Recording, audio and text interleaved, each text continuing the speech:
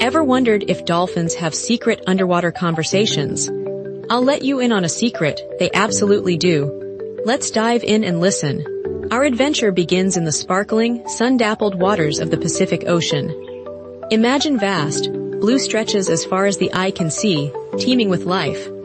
Coral reefs burst with color, playful fish dart through kelp forests, and the sun dances on the waves above. This is where our friend Echo lives.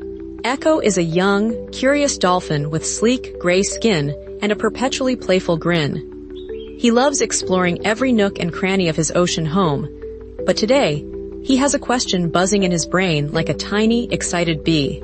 How do we really talk to each other? He wonders, flicking his tail.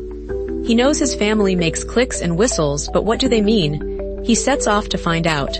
Echo swims towards his mom, a wise and gentle dolphin named Coral. "Mom," he calls out, using a series of quick clicks. "How do we understand each other underwater?"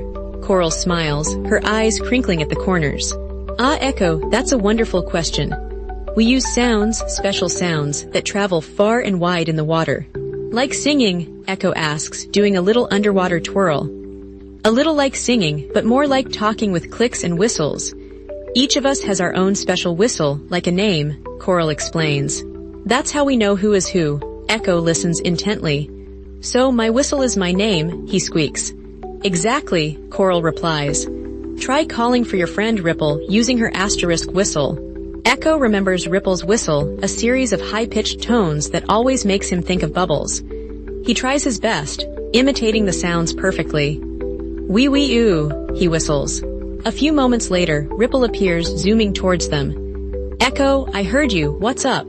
Ripple asks, her voice a series of excited clicks. "I was just learning about our whistles." Echo exclaims, "Mom says they're like our names." Ripple nods. "That's right, and we also use clicks to see. It's like having underwater eyesight." Echo's eyes widen. "Underwater eyesight. How?" Coral chuckles. "We make clicking sounds that bounce off objects like fish or rocks. By listening to how the clicks bounce back, we can tell where things are, even in murky water." Echo tries it himself. He closes his eyes and starts making rapid clicking sounds. He listens carefully and can feel the clicks bouncing back from a nearby school of shimmering silverfish. "Wow, I can see them," he shouts excitedly. "But what about other sounds?" Echo asks. "What if we want to say something more than just our names or find things?" Coral explains. "We use different patterns of clicks and whistles to share all sorts of information. We can warn each other about danger, tell each other where to find food, or even just say, 'Let's play.'" Ripple adds, "Sometimes, we even use our bodies to communicate. Like when we jump out of the water, that can mean 'I'm here,' or 'Look at me.'" Echo spends the rest of the afternoon practicing his clicks and whistles, learning to differentiate between different sounds and their meanings. He discovers that a series of fast, low clicks means danger, and a long, drawn-out whistle means "I'm lost." He even learns a special whistle that means, "Let's go explore the coral reef." As the sun begins to set, painting the ocean in hues of orange and pink, Echo feels a sense of wonder.